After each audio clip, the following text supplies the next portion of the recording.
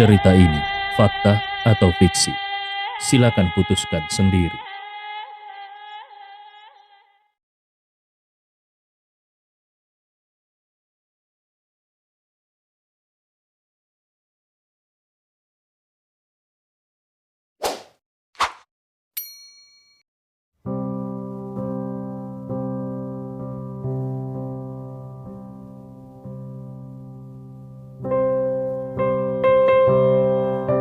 Bab 484-485.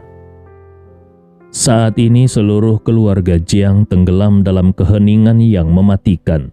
Ekspresi semua orang seperti melihat hantu. Jiang Haishan dan wanita tua itu tertegun. Sementara Jiang Jianfeng juga sangat terkejut dan ketakutan. Kali ini, Gustav benar-benar sudah membuat masalah besar. Bukan hanya memotong lengan Jiang Fenghua, Gustav juga membunuh Jiang Fenghua di depan tetua Jiang. Ini jelas merupakan penghinaan terhadap tetua Jiang. Jiang Fenghua adalah orang yang diberi kartu bebas dari kematian oleh tetua Jiang. Yang lebih parah lagi adalah apa yang baru saja diucapkan oleh Gustav. Gustav dengan santai malah bertanya, siapa tetua Jiang itu? Bagaimana dia berani mengatakan itu? Tetua Jiang adalah salah satu dari 10 orang paling berpengaruh di dunia seni bela diri Tiongkok. Dia adalah langit dari keluarga Jiang. Di seluruh dunia, hanya Gustav yang berani menghina tetua Jiang seperti ini. Pada saat ini, semua orang yakin kalau Gustav pasti akan mati hari ini. Hati Jiang Jianfeng tenggelam. Dia melihat wajah tetua Jiang sudah benar-benar gelap. Kemarahan tetua Jiang kali ini adalah sesuatu yang belum pernah dia lihat. Tubuh tetua Jiang gemetar sedikit dan aura membunuh langsung menyebar keluar. Kemarahan tetua Jiang cukup untuk mengguncang dunia seni bela diri Tiongkok. Kemudian Jiang Jianfeng melihat ke arah Gustav. Saat ini Gustav memegang kepala Jiang Fenghua sambil menatap dingin ke arah tetua Jiang. Tidak ada sedikit pun rasa takut atau keinginan untuk mundur. Jiang Jianfeng sangat tahu, menyuruh Gustav untuk meminta maaf adalah hal yang mustahil. Jadi dia tidak ragu lagi. Dia mengeluarkan ponselnya dan mengirim pesan teks kepada Jiang Meirong. Datanglah ke keluarga Jiang, ada masalah besar. Setelah melakukan semua ini, Jiang Jianfeng berjalan ke arah tetua Jiang dan berkata, "Ayah, dia adalah Gustav. Dia." Raungan rendah dan dingin dari tetua Jiang terdengar. "Diam! Apakah kau yang membawa anak haram ini ke keluarga Jiang?" Jiang Jianfeng menggertakkan giginya dan mengaku, "Benar. Untuk masalah hari ini, aku, Jiang Jianfeng yang akan menanggungnya." Tetua Jiang mendengus dingin. "Jianfeng, tentu saja kau harus bertanggung jawab atas masalah ini. Pergilah berlutut di kuil selama sebulan dan renungkan kesalahanmu." Jiang Jianfeng ingin mengatakan sesuatu, tetapi tetua Jiang sudah melambaikan tangannya dan kekuatan yang sangat kuat mengalir keluar. Jiang Jianfeng mundur beberapa langkah. Kekuatan kultivasinya lebih ditekan oleh tekanan yang kuat dan dia merasa sangat tidak nyaman. Dia tidak bisa membantu Gustav lagi. Dia sangat tahu kalau Gustav mungkin tidak akan bisa bertahan hidup hari ini. Meskipun Gustav memiliki darah keluarga Jiang, tetapi tetua Jiang bukanlah orang yang baik. Kalau tidak begitu, dia tidak akan bisa menjaga keluarga Jiang. Di masa mudanya, entah sudah berapa banyak ahli puncak yang dibunuh oleh tetua Jiang. Namanya terkenal di seluruh dunia. Dengan kekejaman dan kekerasannya, bahkan anak-anaknya pun belum tentu dilepaskan, apalagi Gustav. Dalam pandangan tetua Jiang, Gustav adalah noda terbesar dalam hidupnya yang ingin sekali dihapusnya. Saat ini tetua Jiang menatap Gustav dengan tatapan rumit dan dingin. Dia berkata, "Seharusnya kau tidak membunuh Jiang Fenghua. Walaupun aku tidak tahu dari mana kau, yang hanya anak haram, mempelajari seni bela diri, tetapi itu tidak penting bagiku. Tidak ada orang yang berani melawanku, karena orang yang melawanku semuanya pasti mati. Kau juga tidak terkecuali." Gustav mendengus dingin. Dia langsung melemparkan kepala di tangannya ke kaki ketua Jiang. Terlihat mengerikan dan berdarah-darah. Gustav berbicara, "Tidak ada juga orang yang boleh menyentuh orang tuaku. Karena Jiang Fenghua melakukannya, maka dia harus mati. Hal yang sama juga berlaku padamu. Meskipun kau berada di puncak dan mengendalikan segalanya, tetapi di mataku itu hanya sementara. Kau tidak bisa menghentikanku untuk membunuhnya. Kau harus bersyukur kau tidak menyakiti ibuku. Kalau tidak, kau juga tidak layak berdiri dan berbicara denganku. Dan juga, aku tidak ingin mendengar kata-kata anak haram keluar dari mulutmu lagi. Aku, Gustav Ye, tidak memiliki hubungan apapun dengan keluarga Jiangmu, baik sebelumnya, sekarang, maupun di masa depan." Suara Gustav jatuh begitu saja dengan tenang dan terdengar di telinga semua orang. Perkataannya itu memberikan kejutan yang mendalam bagi semua orang. Dia memegang pedang pembunuh naga di tangannya dan bersiap untuk mengeluarkan satu serangan, bahkan memicu batu nisan. Seandainya saja mereka tidak saling mengenal, Gustav pasti tidak akan bersikap sopan. Mendengar kata-kata Gustav, semua orang yang hadir merasa terkejut. Ancaman dari tetua Jiang tidak bisa diragukan lagi. Tapi siapa yang bisa mengira kalau anak muda ini berani mengancam tetua Jiang? Nada sombongnya membuat mereka merasa geli. Beberapa detik kemudian, tetua Jiang menggelengkan kepalanya dengan tidak berdaya. Dia memandang Jiang Haishan dan wanita tua itu, lalu berkata dengan pelan, "Tidak perlu bicara lagi. Lakukan saja dan gunakan darahnya sebagai pembalasan dendam kepada Jiang Fenghua." Di mata tetua Jiang, kekuatan Gustav memang kuat, bahkan lebih kuat daripada yang dia bayangkan. Kalau saja Gustav tidak terlalu sombong, dia mungkin bisa menggunakan cara yang lebih lembut. Bagaimanapun, melihat perkembangan Gustav saat ini, di masa depan, Gustav pasti akan memiliki suara di dunia bela diri Tiongkok. Namun saat ini Gustav sama sekali tidak mungkin dikendalikan oleh keluarga Jiang. Daripada begitu, lebih baik dihapuskan. Jiang Haishan berkata, "Baik, Tuan." Kemudian dia dan wanita tua itu masing-masing mengeluarkan sebilah pedang. Pedang panjang itu memancarkan aura spiritual yang pasti luar biasa. Wajah mereka menunjukkan tekad. Dalam pandangan mereka, meskipun Gustav bisa menahan tinju dan telapak tangan mereka, namun kalau mereka menggunakan pedang, Gustav pasti tidak akan bisa melawan mereka. Pergelangan tangan Jiang Haishan bergetar. Kilatan dingin memancar, dan pedang panjang di tangannya tiba-tiba menusuk langsung menuju Gustav. Melihat pedang panjang Jiang Haishan menembus langit, banyak orang berseru kaget. Berapa banyak orang di seluruh ibu kota yang bisa menahan satu tebasan pedang Jiang Haishan? Mereka tidak berpikir Gustav memiliki kemampuan untuk menahannya. Bahkan pada saat Jiang Haishan mengayunkan pedangnya, dalam pandangan banyak orang, situasinya sudah ditentukan. Gustav mati. Wanita tua itu tidak bergerak. Kalau mereka berdua maju menggunakan pedang untuk membunuh seorang pemuda, itu benar-benar akan menjadi bahan tertawaan jika terdengar oleh dunia luar. Gustav melihat kilatan dingin datang. Matanya memancarkan sedikit aura dingin dan dia berkata, "Kau ingin membunuhku? Pedangmu itu tidak layak menyentuhku." Setelah berbicara, aura di tubuh Gustav menjadi tajam. Pada saat kilatan pedang menyapu, pergelangan tangan Gustav bergetar dan niat membunuh terlepas. Kekuatan sejati di tubuh Gustav meledak.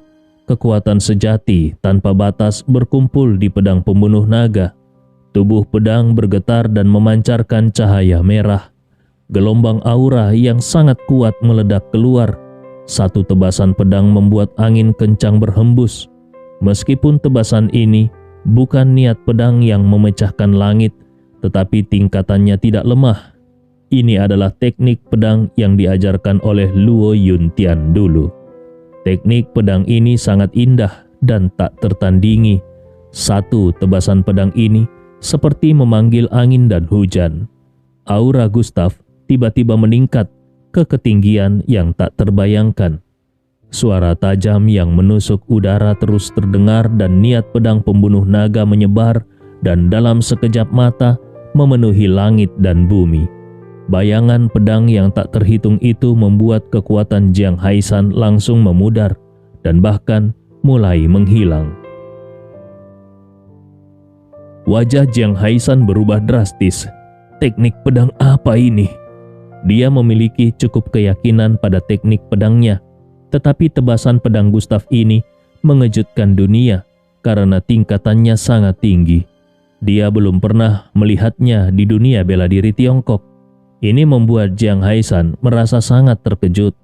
Betapa tajamnya aura pedang ini sehingga perasaan dingin langsung merasuk. Bayangan pedang turun seperti hujan badai dan menyapu segala arah. Melihat bayangan pedang yang tak terhitung datang, mata Jiang Haishan melebar. Kalau bukan karena kekuatannya yang luar biasa, dia pasti sudah mati di bawah satu tebasan pedang ini. Bayangan pedang Jiang Haishan menghilang dan gelombang aura menghantam. Tubuh Jiang Haishan mundur 3 langkah. Bahkan pakaiannya ditembus oleh bekas pedang. Di bawah satu tebasan pedang, dia benar-benar kalah. Saat ini bukan hanya Jiang Jianfeng dan wanita tua itu yang terkejut.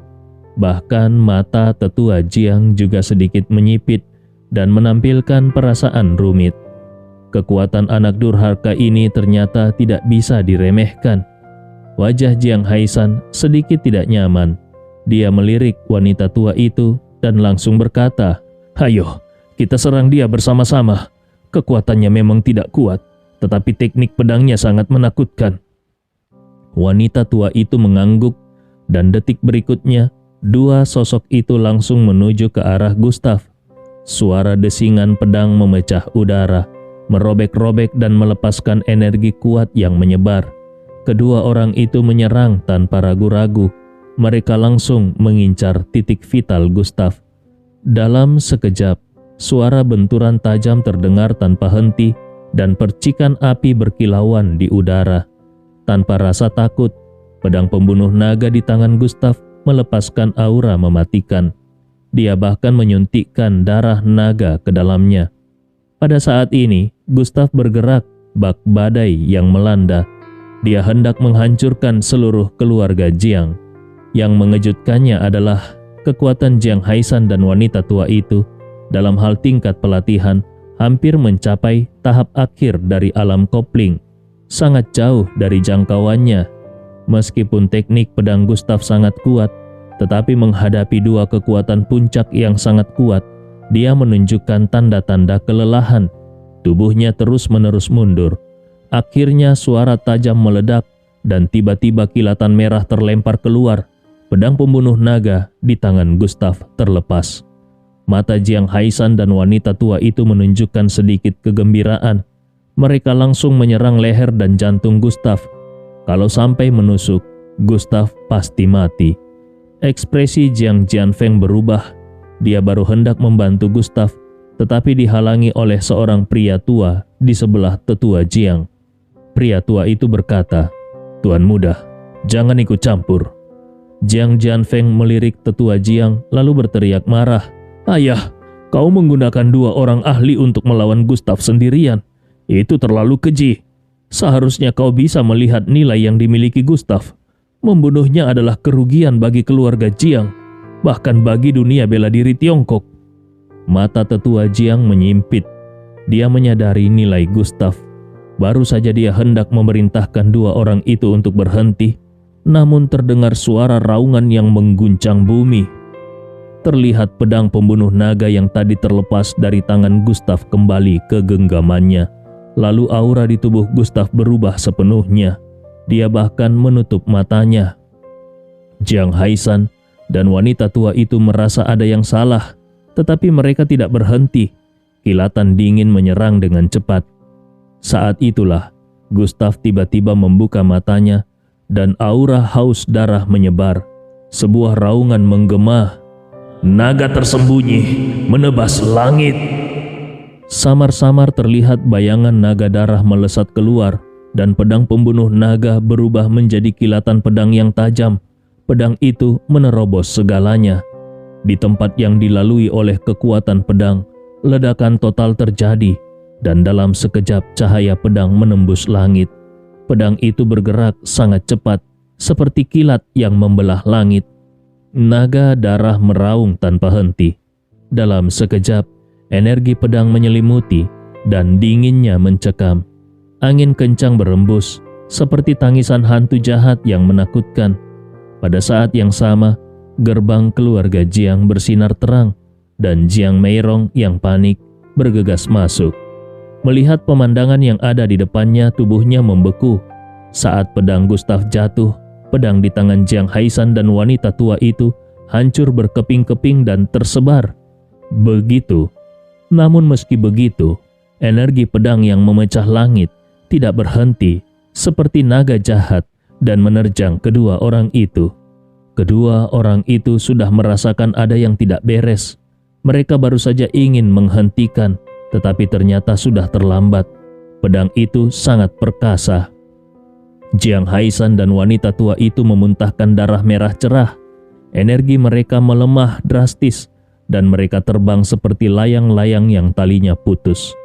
Tubuh mereka jatuh di depan tetua Jiang. Tanah terbenam dan retak ke segala arah. Pada saat ini, ekspresi semua orang seolah-olah membeku. Siapa yang mengira kalau Jiang Haisan dan wanita tua itu bisa kalah? Kekuatan kedua orang ini di keluarga Jiang mungkin bukan yang paling kuat, tetapi mereka juga tidak bisa digoyahkan begitu saja oleh orang biasa.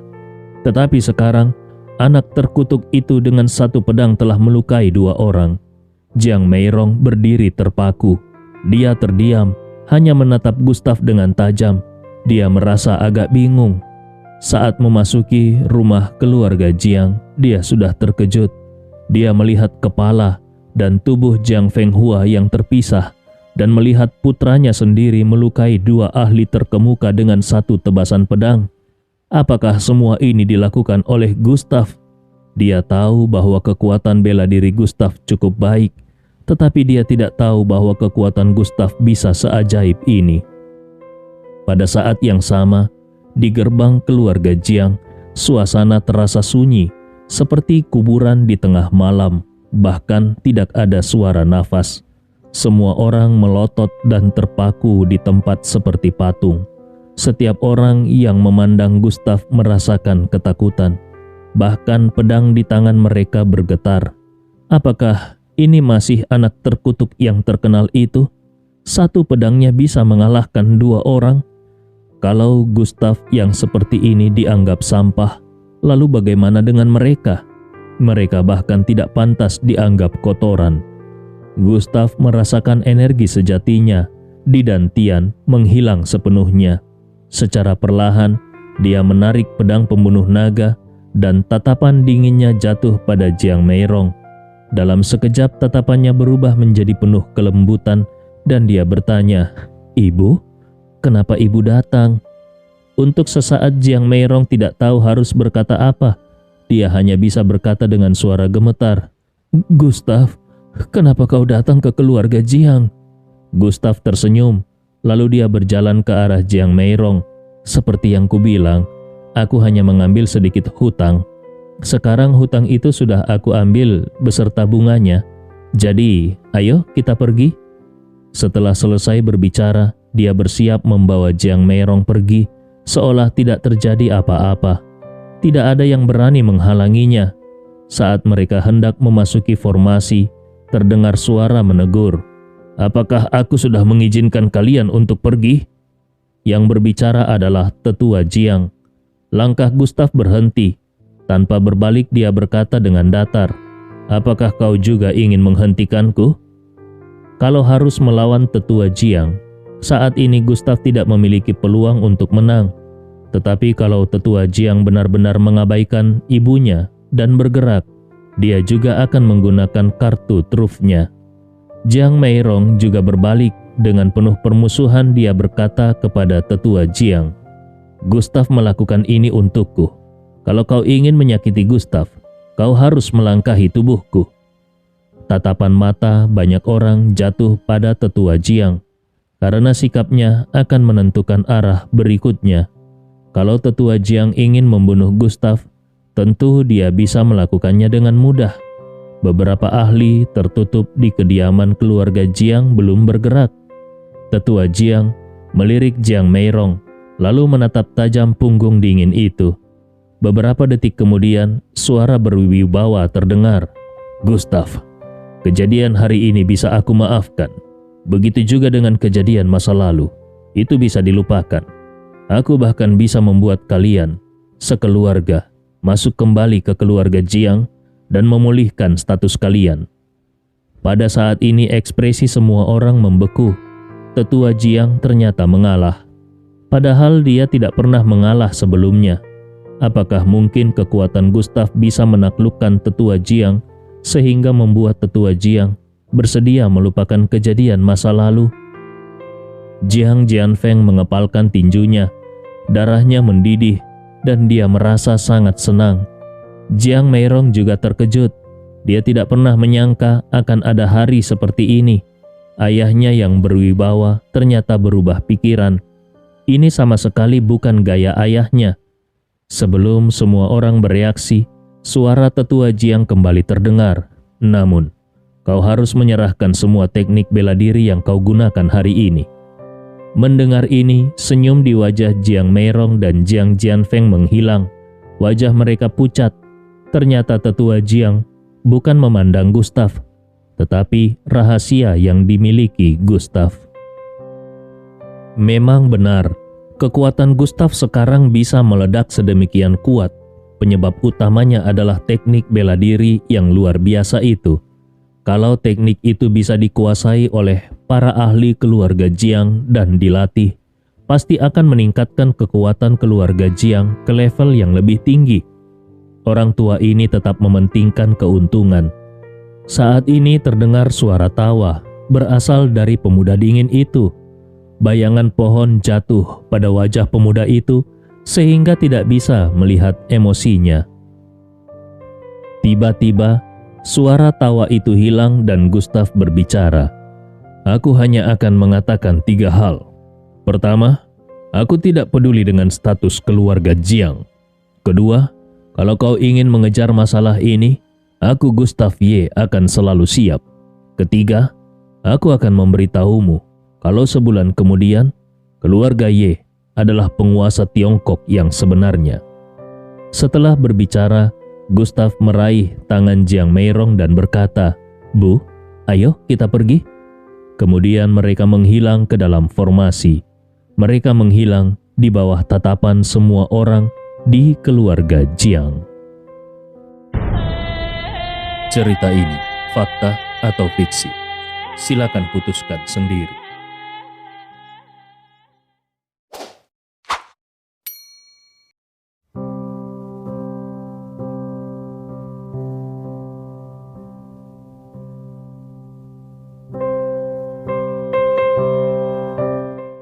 Bab 486 sampai 487. Wajah tetua Jiang benar-benar berubah menjadi gelap. Dia sudah memberi Gustav dan Jiang Meirong kesempatan untuk mundur, tetapi dia tidak menyangka kalau anak ini begitu tidak tahu diri. Keluarga Ye, di antara keluarga-keluarga teratas di Tiongkok, tidak ada satupun yang bermarga Ye. Apakah anak ini ingin mendirikan sebuah keluarga di ibu kota dan menjadi penguasa sejati Tiongkok hanya dengan mengandalkan ibu dan anak ini? Itu seperti mimpi. Keluarga-keluarga teratas di Tiongkok ini tidak ada satupun yang tidak melewati ribuan tahun sejarah. Apakah Gustav bisa mengejar ketertinggalan aset dan kekuatan ribuan tahun dari orang lain? Hanya dalam waktu 1 bulan? Sombong sekali. Seolah menyadari ekspresi wajah tetua Jiang yang tidak enak, seorang tetua lainnya berkata kepada tetua Jiang, "Tuan, Gustav ini benar-benar terlalu sombong. Dia bahkan ingin mendirikan keluarga Ye di ibu kota. Sungguh lucu. Apakah Tuan perlu menggunakan kekuatan itu untuk menghapusnya? Tetua Jiang tidak berbicara, tetapi aura wibawanya dilepaskan. Kali ini dia benar-benar marah. Jiang Jianfeng melihat ini dan segera berkata, "Ayah, apa yang dikatakan Gustav barusan hanyalah omongan emosional. Ayah juga pasti bisa berpikir, untuk mendirikan sebuah keluarga teratas, bagaimana mungkin bisa diselesaikan dalam 1 bulan? Ucapannya itu terlalu berlebihan. Beri aku waktu 1 hari, aku akan membujuknya. Dia pasti akan dengan rela hati menyerahkan teknik bela dirinya." Jiang Jianfeng juga merasa tidak puas pada Gustav. Kesempatan yang begitu bagus, kenapa tidak dimanfaatkan? Meskipun permintaan tetua Jiang agak berlebihan, tetapi bagaimanapun juga, teknik bela diri adalah rahasia para ahli bela diri. Namun, bukankah masih ada ruang untuk negosiasi? Kenapa Gustav harus langsung menolak? Tetua Jiang melirik Jiang Jianfeng dan akhirnya berbicara. "Orang yang begitu sombong, aku ingin melihat bagaimana dia bisa membuat keluarga Ye menjadi penguasa Tiongkok dalam 1 bulan. Bahkan kalau dia bisa bertahan lebih dari 3 hari saja, sudah menjadi pertanyaan. Jianfeng, aku memberimu waktu 1 hari. Kalau Gustav tidak datang ke keluarga Jiang untuk menyerahkan teknik bela diri dan meminta maaf sebelum jam 5 sore besok, maka itu adalah tanggung jawabnya sendiri." Ekspresi Jiang Jianfeng berubah sedikit dan dia segera mengangguk. "Ayah, Gustav pasti akan datang. Tenang saja." Tetua Jiang mendengus dingin. Dia melambaikan lengan bajunya dan langsung menuju ke dalam rumah keluarga Jiang. Pada saat ini, di Universitas Normal Beijing, di apartemen dosen, Jiang Meirong menuangkan segelas air untuk Gustav. Dia tidak tahu harus berkata apa. Bagaimanapun, Gustav memberikan kejutan yang begitu besar padanya. Setelah berpikir lama, Jiang Meirong tetap peduli dan bertanya, "Gustav, apakah kau tidak terluka?" Gustav menggelengkan kepalanya. "Bu, tenanglah. Orang-orang itu tidak bisa melukaiku." Jiang Meirong ingin mengatakan sesuatu, tetapi akhirnya dia tidak mengatakannya. Melihat ibunya ragu-ragu, Gustav pun berkata, "Bu, tadi aku meninggalkan kesempatan untuk memasuki keluarga Jiang. Apakah ibu akan menyalahkanku?" Ini adalah hal yang paling Gustav khawatirkan. Bagaimanapun juga dia tahu keluarga Jiang memiliki arti besar bagi ibunya, dan tindakannya ini jelas memutuskan harapan ibunya untuk kembali. Jiang Meirong duduk di sofa dan dengan serius berkata, "Gustav, ibu tidak menyalahkanmu. Ibu malah mendukungmu. Bagi ibu, keluarga Jiang sudah tidak begitu penting lagi. Selama 20 tahun ini, keluarga Jiang benar-benar telah membuat hati ibu menjadi dingin. Kalau orang tua itu tidak memberikan syarat untuk mengundang kita kembali ke rumah, mungkin aku akan menerimanya. Namun ternyata aku salah. Orang tua itu selama 20 tahun ini tidak pernah berubah. Dalam pandangannya, tidak ada hubungan darah dan kasih sayang. Yang hanya ada adalah keuntungan. Bagi seorang ahli bela diri, teknik dan seni bela diri adalah yang paling penting. Dia berani meminta dengan sangat berlebihan. Bahkan kalaupun kau setuju, ibu tetap tidak akan setuju." Mendengar ini, Gustav menghela nafas panjang. Sepertinya di dunia ini, hanya seorang ibu yang akan mendukung anaknya tanpa pamrih seperti ini. Jiang Meirong akhirnya memutuskan untuk memberitahu putranya, "Gustav, kata-kata yang kau katakan tadi di luar rumah keluarga Jiang, apakah itu tidak terlalu impulsif? Kekuatan bela dirimu memang kuat. Ibu sama sekali tidak meragukannya. Tetapi mendirikan sebuah keluarga teratas bukanlah permainan anak-anak.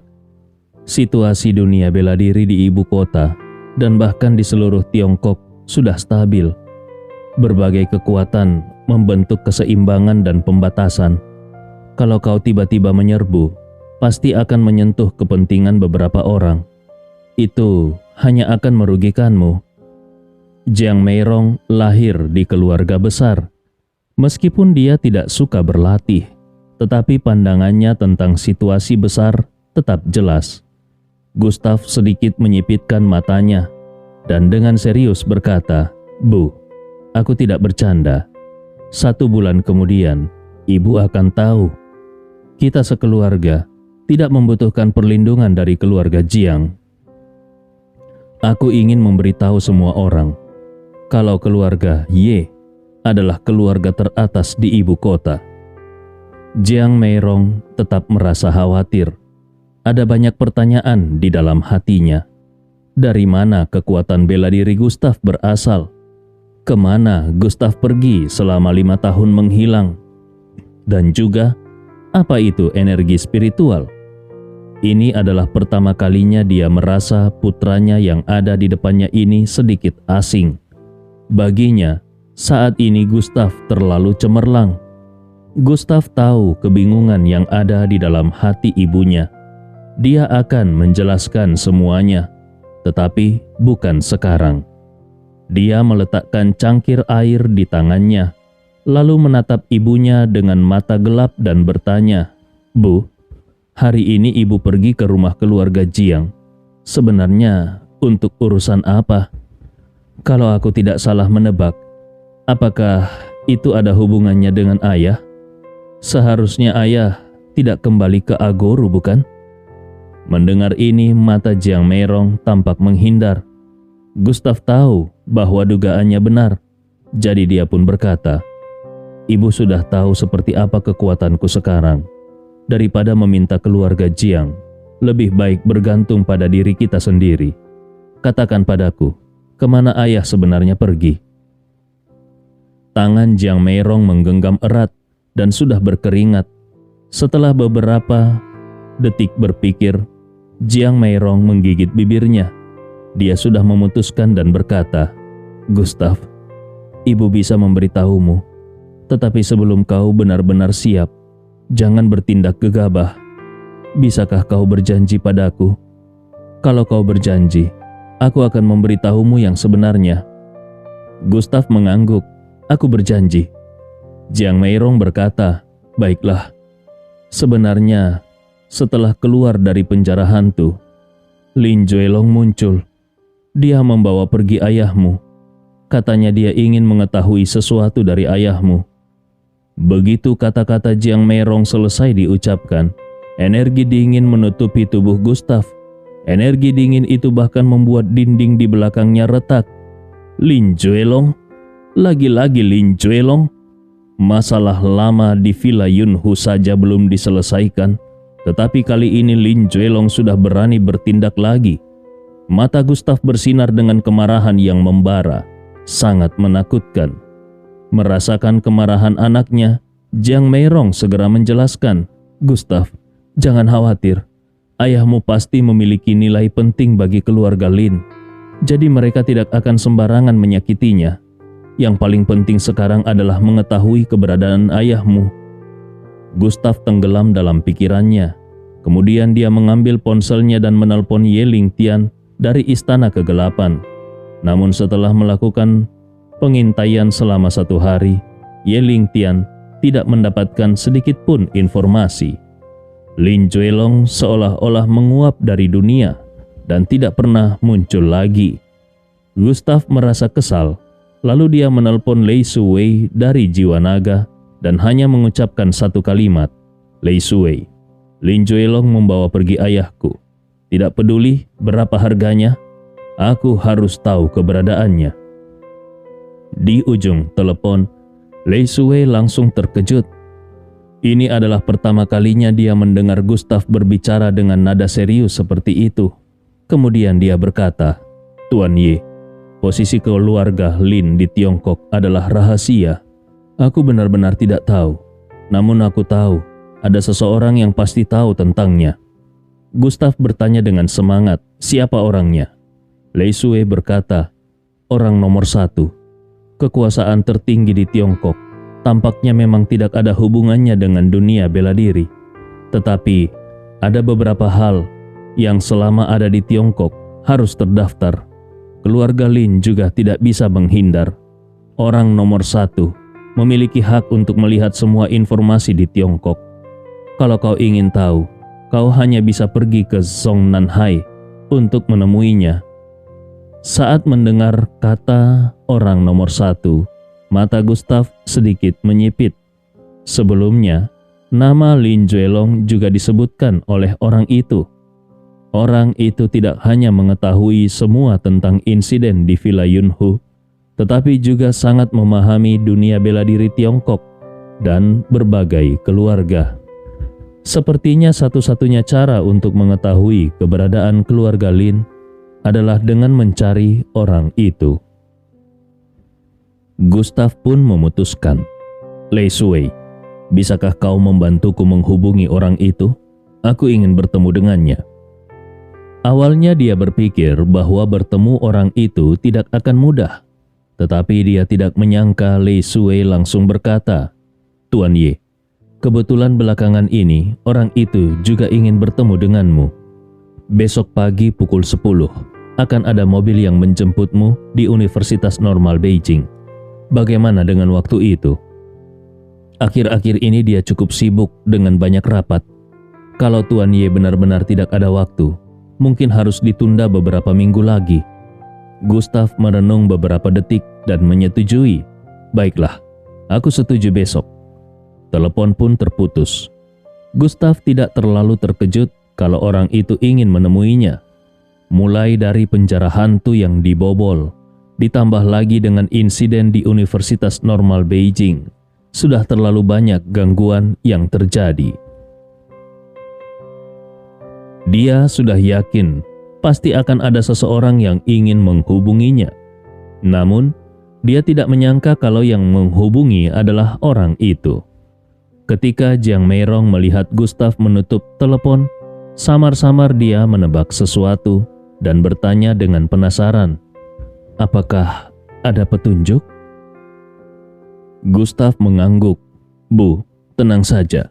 Kalau Lin Juelong berani menyentuh ayah, aku pasti akan membuatnya menyesal seumur hidup. Jiang Meirong memandang keluar jendela. Dia merenung dan berkata, semoga keluarga Lin tidak menargetkan ayahmu. Aku benar-benar tidak mengerti. Ayahmu hanyalah orang biasa. Kalau keluarga Lin ingin mengetahui sesuatu, seharusnya mereka menangkapku. Kenapa mereka justru menangkap ayahmu? Mendengar ini, hal pertama yang Gustav pikirkan adalah batu hitam di sakunya. Pemakaman reinkarnasi dan 100 ahli besar sudah cukup untuk membuat semua orang mengincarnya, dan benda itu diberikan oleh ayahnya. Namun, berdasarkan informasi yang dia miliki selama ini, Lin Juelong sepertinya tidak mengetahui keberadaan batu itu. Lin Juelong lebih seperti sedang mencari hal lain. Apakah ada masalah dengan keluarga Ye di Agoru? Gustav berpikir tentang sesuatu. Lalu dia bertanya kepada ibunya, Bu, apakah kita memiliki buku silsilah atau semacamnya? Kenapa aku tidak pernah bertemu dengan kakek, nenek, dan kerabat dekat lainnya? Jiang Meirong menggelengkan kepala. Kakek dan nenekmu meninggal lebih awal. Sejauh yang aku tahu, mereka hanyalah orang biasa. Beberapa dekade lalu, mereka hanya memiliki sedikit uang. Adapun hal-hal lainnya, aku tidak begitu tahu. Gustav bertanya lagi, apakah ibu pernah merasa kalau keluarga Ye di Agoru memiliki sesuatu yang aneh atau misterius? Dan apakah keluarga Ye memiliki buku kuno atau semacamnya? Jiang Meirong tidak tahu alasan Gustav bertanya seperti itu, tetapi dia tetap memikirkannya, lalu tiba-tiba mengingat sesuatu dan berkata kepada Gustav, memang ada beberapa hal yang cukup spesial. Pertama, meskipun keluarga Ye berakar di Agoru, tetapi sebenarnya mereka bukanlah orang asli Agoru. Kedua, kakek dan nenekmu meninggal bersama-sama, seolah-olah mereka telah berjanji, bahkan tanpa tanda-tanda sebelumnya. Ketiga, upacara pemakaman mereka agak spesial. Pada hari itu datang sekelompok orang asing dengan pakaian aneh yang mengatakan bahwa kakek nenekmu harus dimakamkan di tempat kelahiran mereka sesuai dengan aturan keluarga Y selama beberapa generasi. Mereka berbicara beberapa kata dengan ayahmu dan menunjukkan surat yang ditinggalkan kakekmu sebelum meninggal. Akhirnya ayahmu membiarkan mereka membawa pergi abu jenazahnya. Mendengar ucapan ibunya, Gustav mengernyitkan keningnya. Dia samar-samar merasakan bahwa keluarga Y di Agoru sudah menipu semua orang, bahkan mungkin telah berbohong besar kepada seluruh Tiongkok. Ibunya memiliki akar spiritual dan garis keturunan yang luar biasa. Kalau ayahnya benar-benar hanya memiliki darah dan akar spiritual yang biasa, maka garis keturunannya dan bakatnya pasti akan terpengaruh. Namun, dari apa yang dikatakan oleh para ahli besar di makam reinkarnasi, meskipun tingkat kultivasinya rendah, namun dia sama sekali bukan orang biasa, tetapi lebih hebat dari itu, bahkan melebihi ibunya. Tetapi kenapa ayahnya tidak memiliki sedikit pun kekuatan? Apakah ayahnya selalu menyembunyikannya? Tapi itu juga tidak benar. Cinta antara ayah dan ibunya terhalang oleh keluarga Jiang. Kalau ayahnya benar-benar mencintai ibunya, ayahnya pasti tidak akan menyembunyikan kekuatannya. Dari sini bisa dilihat kalau ayahnya benar-benar tidak mengetahui apapun. Semakin Gustav memikirkannya, semakin sakit kepalanya. Dia pun menggaruk-garuk rambutnya. Melihat Gustav seperti itu, Jiang Meirong pun berkata, "Gustav, jangan terlalu memikirkannya. Sekarang temani saja ibu turun untuk membeli beberapa bahan makanan. Kita akan memasak makan siang bersama. Ibu belum pernah mencicipi masakanmu." Meskipun dia juga merasa khawatir tentang Ye Tianzeng, tetapi dia yakin suaminya tidak akan mengalami masalah. Gustav pun mengabaikan kegelisahan dalam hatinya dan mengangguk. "Baiklah, Ibu." Pada saat yang sama, di tanah formasi, di rumah keluarga Lin di ibu kota, di sebuah rumah bergaya kuno. Ye Tianzeng terjebak di tempat itu.